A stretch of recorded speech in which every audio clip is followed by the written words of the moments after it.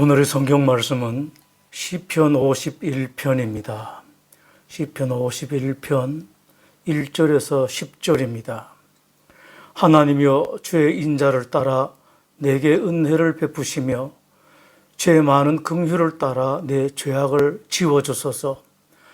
나의 죄악을 맑게 씻으시며 나의 죄를 깨끗이 제하소서. 무릇 나는 내 죄과를 아오니 내 죄가 항상 내 앞에 있나이다. 내가 주께만 범죄하여 주의 목전에 악을 행하여 싸우니 주께서 말씀하실 때에 의로우시다 하시고 주께서 심판하실 때에 순전하시다 하리이다. 내가 죄악 중에서 출생하였으며 어머니가 죄 중에서 나를 잉태하였나이다. 벗어서 주께서는 중심이 진실함을 원하시오니 내게 지혜를 은밀히 가르치시리이다. 우슬초로 나를 정결하게 하소서. 내가 정하리이다. 나의 죄를 씻어 주소서. 내가 눈보다 희리이다. 내게 즐겁고 기쁜 소리를 들려주시사 주께서 꺾으신 뼈들로 즐거워하게 하소서. 주의 얼굴을 내 죄에서 돌이키시고 내 모든 죄악을 지워주소서. 하나님이여 내 속에 정한 마음을 창조하시고 내 안에 정직한 영을 새롭게 하소서. 제법 전 일입니다. 우리에게는 광복이었지만 일본에게는 패전 70주년에 많은 사람들이 관심을 가진 것이 있었습니다. 당시 일본 수상 아베가 어떤 담화를 발표할 것인가라는 것이었습니다. 아베가 담화를 발표했습니다. 당시 담화에 대한 평가는 일본이 빠진 사죄라는 말로 요약되었습니다. 주체가 빠졌다는 것입니다. 일본이 빠진 반성, 꼼수 담화, 교묘한 담화라고 했는데 당시 일본 총리 아베의 진심은 다음의 말에서 정확하게 표현되었습니다. 이제 일본도 전후 태어난 세대가 전체 인구의 8화를 넘고 있다. 과거 전쟁과 아무런 관련이 없는 우리 아들이나 손자 그리고 다음 세대에게 사죄의 숙명을 안겨주어서는 안 된다. 내용 자체로 보면 상당히 그럴듯한 말이었지만 그러나 여기에는 상당한 위험이 포함되어 있습니다. 누가 죄를 지었는가? 누가 잘못했는가? 누가 사죄하는가? 라는 주체가 빠진 것입니다. 환경적 유전이라는 말이 있습니다. 싸우는 집은 또 싸웁니다. 다투는 것을 좋아하는 사람의 자녀 또한 잘 다툽니다. 우리나라 좋은 집안들 그리고 미국의 좋은 집안들, 유럽의 좋은 집안들이 자식들을 결혼시킬 때 집안을 많이 따집니다. 그 까닭이 무엇입니까? 경험상 좋은 집안의 자식들이 좋더라는 것입니다. 그것과 마찬가지로 남의 나라를 침략했던 나라, 남의 나라를 식민지로 유린한 역사가 있는 나라는 또 그럴 가능성이 많습니다. 일본 수상 아베도 정치인인지라 유권자들을 의식해야 한다는 것을 이해가 됩니다. 그러나 당시 아베의 그 담화를 보면서 생각된 것은 사죄가 그렇게 어려운가? 사죄를 하면 뭔가 손해가 많은가 였습니다. 그렇기 때문에 어떻게 하든 간에 사죄하지 않는 것이 아닐까요? 사죄하면 정말로 그렇게 손해가 많겠습니까? 아니면 사죄자는 자체가 그렇게도 하기 힘든 것일까요? 그러나 여기서 잠깐 멈추고 생각할 것이 있습니다. 사죄가 그렇게 힘들지는 않을 것 같지 않고 사죄를 해도 크게 손해보지 않을 것 같다고 생각하면서도 막상 그것이 나의 일이 되면 그렇지 않다는 사실입니다. 일반적으로 사람들은 사죄를 잘 하지 않습니다. 기독교 신자들도 진실한 회개는 잘 하지 않습니다. 물론 두루뭉술 회개하는 것은 잘 합니다만 구체적인 일에 있어서 구체적인 일로 회개하는 것은 제대로 하지 않습니다. 당시 아베의 담화에 대해서 상당수 일본 국민들이 지지를 표했습니다. 여론조사에 의하면 아베의 담화에 대해서 60%가 찬성 또는 공감하는 것으로 나타났습니다. 그리고 그 담화 후 아베 내각 지지율은 그 전달보다 5.5%나 더 올라갔다고 합니다. 당시 아베의 광복절 담화 후 가졌던 생각이 있었습니다. 아베는 인간에게 오늘만 있고 내일은 없는 것으로 아는가? 아베에게 유권자만 있고 하늘은 없는 것인가? 그로부터 몇 년 뒤 안 된 일이지만 그 아베는 일본인 저격범에 의해 살해되고 말았습니다. 모든 인간에게 오늘 다음에는 내일이 있습니다. 그리고 내일 다음에는 더 무서운 진짜 내일이 있습니다. 어떤 사람들에게는 진정 행복하고 평화로운 진짜 내일이 될 것이고 어떤 사람에게는 악몽보다도 더 무서운 지옥이라는 말로 표현해도 모자라는 더 진짜 무서운 내일이 있습니다. 그것을 누가복음 16장에서 예수님께서 직접 말씀하셨습니다. 불꽃 가운데서 괴로워서 손가락 끝으로 찍은 물 한 방울로 혀를 서늘하게 하고 싶지만 그것마저 허락되지 않는 곳 지옥이라는 말로는 표현이 모자라는 정말 무서운 곳이 있습니다. 히브리서 9장 27절은 말씀합니다. 한 번 죽는 것은 사람에게 정해진 것이요 그 후에는 심판이 있으리니. 한 번 죽는 것은 모든 사람들이 다 압니다. 그 말씀에 이어 하나님께서 말씀하십니다. 그 후에는 심판이 있다. 다윗이 왕이 되기 전 사울에게 쫓겨다닐 때의 일입니다. 당시 다윗은 모든 것이 다 아쉬웠고 모든 것이 무척이나 힘든 때였습니다. 그때 다윗이 직간접적으로 도움을 준 부자 나발이라는 사람을 기억하게 됩니다. 마침 나발에게 경사가 있었습니다. 조금이라도 도움받을 수 있을까 싶어 다윗이 나발에게 사람을 보냈습니다. 그런데 나발이 야박하게 거절했습니다. 뿐만 아니라 다윗을 향해서 온갖 못된 말을 다 했습니다. 그 소리를 전해 듣고 분노한 다윗은 당장 나발을 처치하기 위해서 부하 400명을 데리고 출발했습니다. 이 나발에게 아비가일이라는 아내가 있었는데 아비가일이 다윗이 격분해서 나발을 치기 위해 출발했다는 소식을 듣고 얼른 채비를 차리고 나가서 다윗을 만납니다.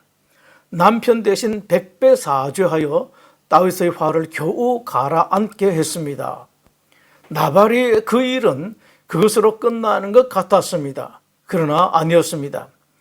악한 인간들은 잠시는 전혀 아무렇지도 않은 것 같지만 심판하시는 하나님이 계십니다. 그리고 심판은 반드시 있습니다. 나발의 그 다음을 성경은 이렇게 기록합니다. 아비가일이 나발에게로 돌아오니 그가 왕의 잔치와 같은 잔치를 그의 집에 배설하고 크게 취하여 마음이 기뻐함으로 아비가일이 밝는 아침까지는 아무 말도 하지 아니하다가 아침에 나발이 포도주에서 깬 후에 그의 아내가 그에게 이 일을 말하며 그가 낙담하여 몸이 돌과 같이 되었더니 한열흘 후에 여호와께서 나발을 치심에 그가 죽으니라. 그렇게 못된 말을 하고 그렇게 악한 모습을 보였던 나발. 그런데 그 아내에게 그 무서운 소식을 듣고 낙담해서 몸이 돌같이 되었습니다. 이렇게 연약한 인간이 뭐 그렇게 큰 소리 칠다고 또 못된 말, 악한 말을 합니까? 잘 아십시오. 부자와 나사로 이야기 그리고 나발의 이야기와 같은 일들은 그것으로 끝나는 것이 아닙니다. 절대로 그렇지 않습니다. 인간에게 오늘만 있는 것이 아니라 내일이 있습니다. 그리고 우리 인간을 보는 것은 세상 사람들뿐만 아닙니다.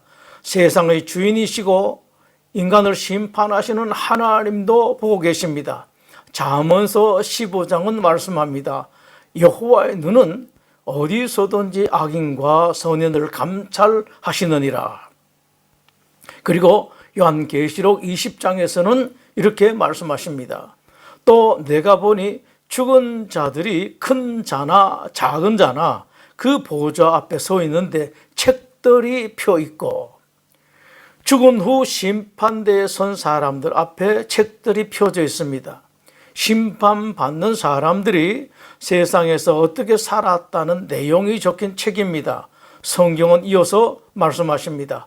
죽은 자들이 자기 행위를 따라 책들에 기록된 대로 심판을 받으라.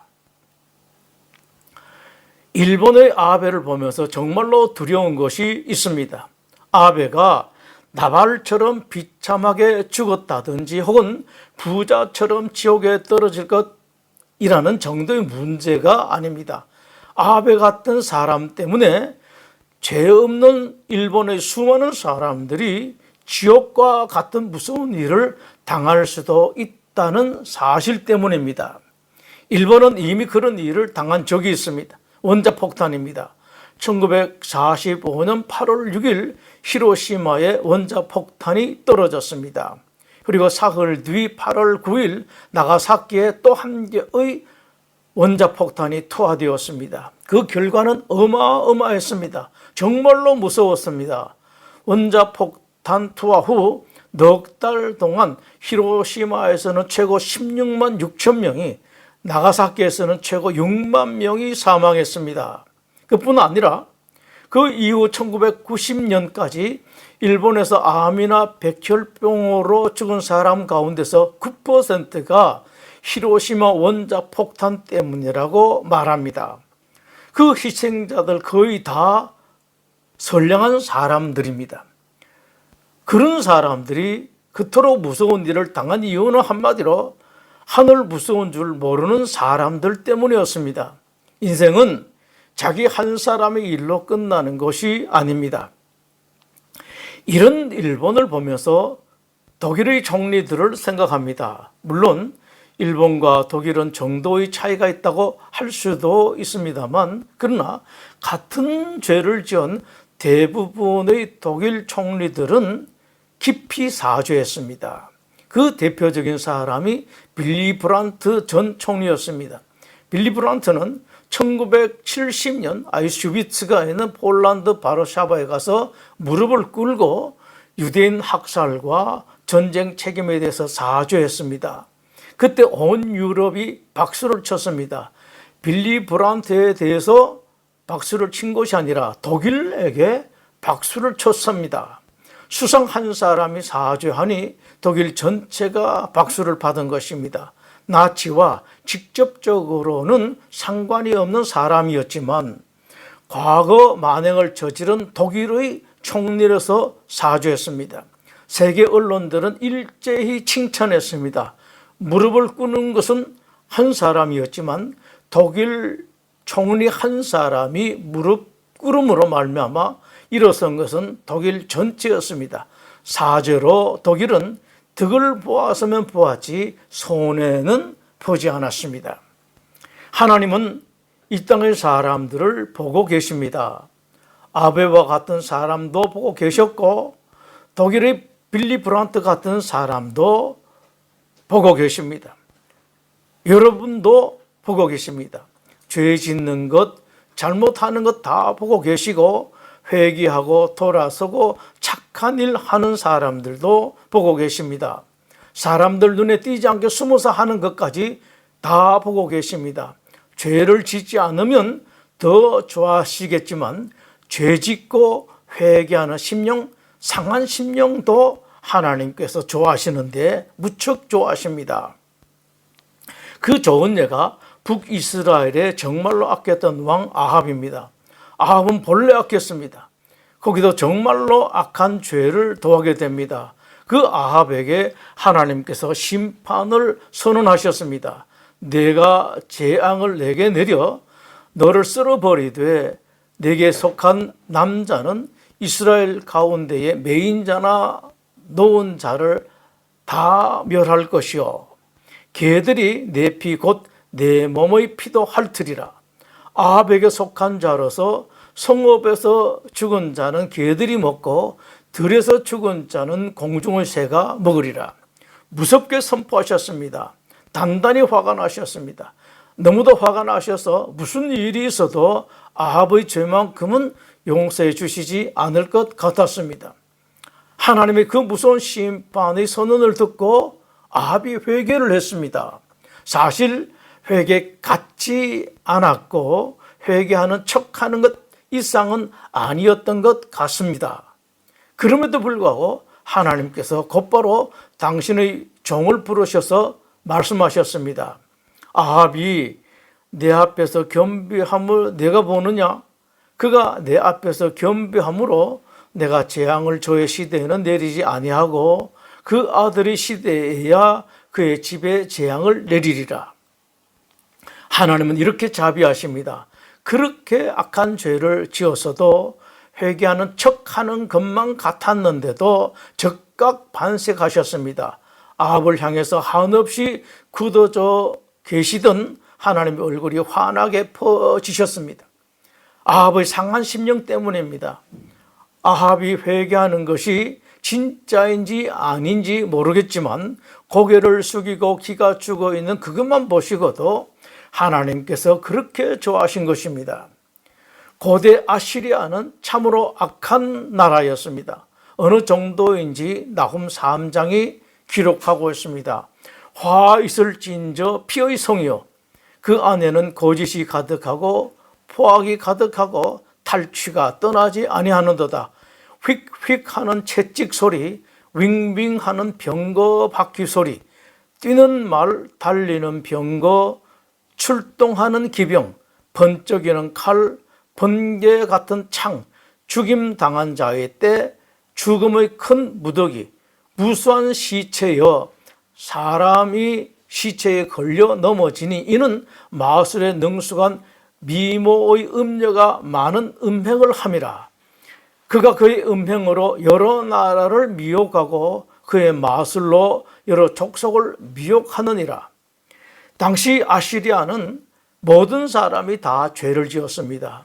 이런 나라에 선지자 요나가 찾아가서 회개하라고 외쳤습니다. 그런데 아주 강하게 외친 것도 아니고 진실하게 외친 것도 아니고 어쩔 수 없이 하나님 명에 순종해서 말한 것밖에 아니었습니다. 그런데 요나의 그 말을 듣고 그 악한 아시리아의 수도 니느웨 사람들이 아래에서부터 맨 위까지 철저하게 회개하게 됩니다.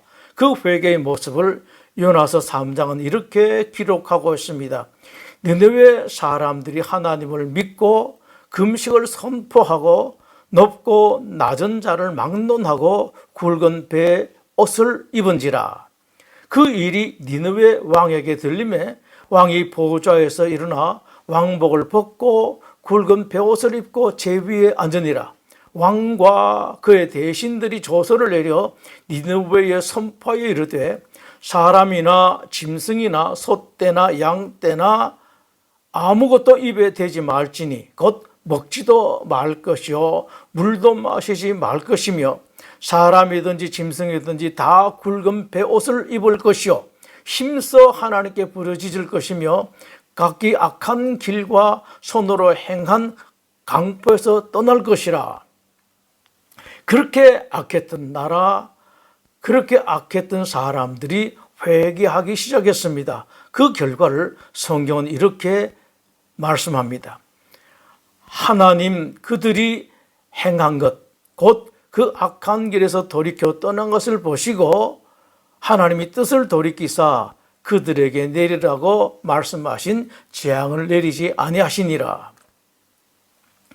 우리는 저 사람의 죄는 저 사람은 절대로 용서받을 수 없다고 하지만 하나님은 그렇지 않습니다. 인간은 누구라도 죄를 지을 수 있습니다. 큰 죄, 무슨 죄를 지을 수도 있습니다. 문제는 그 다음입니다. 그 다음이 중요합니다. 상한 심령으로 회개했는가? 죄를 짓고도 죄에 대해서 아무런 감각이 없는가? 하나님께서는 이것 죄를 짓고 상한 심령이 있는지 그것을 보십니다. 무엇보다도 좋은 예가 다윗입니다. 다윗이 얼마나 악한 죄를 지었습니까?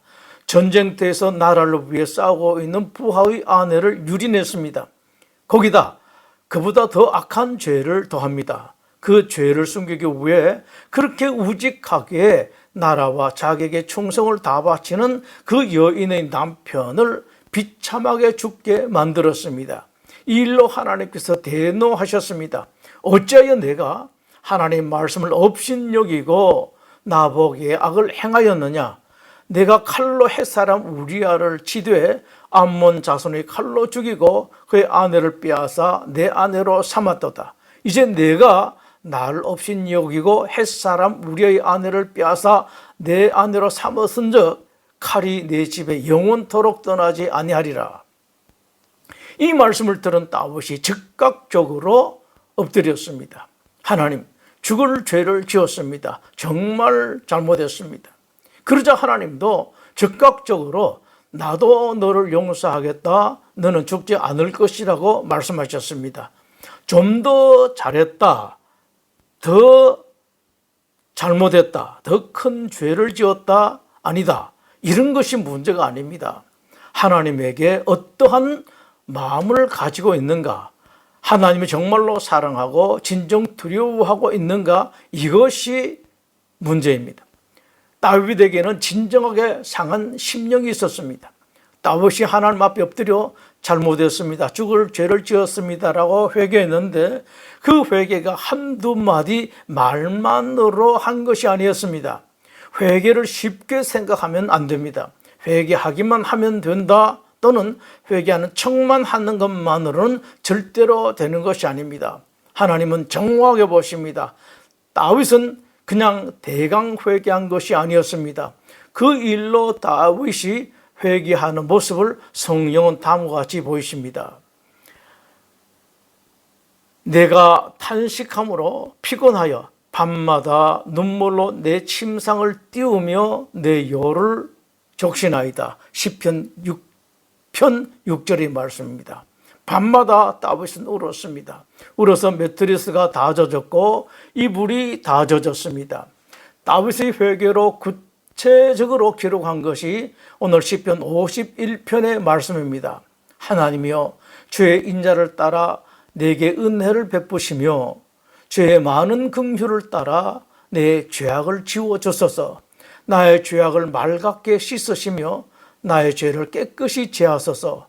무릇 나는 제 죄과를 아오니 내 죄가 항상 내 앞에 있나이다. 내가 주께만 범죄하여 주의 목전에 악을 행하여 싸우니 주께서 말씀하실 때에 의로시다 하고 주께서 심판하실 때에 순전하시다 하리다. 내가 죄악 중에서 출생하였으며 어머니가 죄 중에서 나를 잉태하였나이다. 자기의 죄를 자기 어머니 탓으로 돌린 게 아닙니다. 자기에게는 죄성이 가득하다. 자기의 죄가 너무 커서 아무리 회개해도 모자라고 용서될 것 같지 않다는 말입니다. 이 정도 되어야 회개하는 것입니다. 다윗은 이 정도로 회개했습니다. 이로 말미암아 최고로 무슨 형벌을 받아야 할 다윗이 하나님의 가장 큰 사랑을 받는 사람이 되었습니다. 죄짓지 마십시오. 죄를 지으면 고통스럽습니다. 형벌이 따릅니다. 그러나 혹시라도 죄를 지었으면 회개하십시오. 대강하는 것이 아니라 철저하게 회개하십시오. 진실로 다윗처럼 침상이 젖을 정도로 통회하고 자복하면 하나님께서 죄를 용서해 주시는 것은 물론 다윗을 사랑하셨듯이 사랑하시고 다윗에게 주셨던 복까지 주실지 모릅니다. 기도하겠습니다. 하나님, 우리 인생 죄에서 벗어날 수가 없습니다. 그러나 하나님, 어떻게 하든지 우리 성도들이 죄를 짓지 않게 하여 주시고 혹시라도 죄를 지었을 때는 어떻게 해야 하는지를 성경을 통해서 제대로 알게 하여 주시옵소서. 다윗처럼 눈물이 마르지 않고 침상이 젖고 이불이 젖고 죄로 말미암아 몸이 마르고 뼈가 남을 정도로 통에 자복했던 다시 같은 그런 통에 자복을 허락하여 주시옵소서. 혹시라도 죄로 말미암아 고통하고 힘들어하고 뉘우치고 그러나 회개함으로 말미암아 더욱더 하나님의 사랑을 받는 사람들이 되게 하여 주시옵소서. 예수님의 이름으로 기도드립니다. 아멘.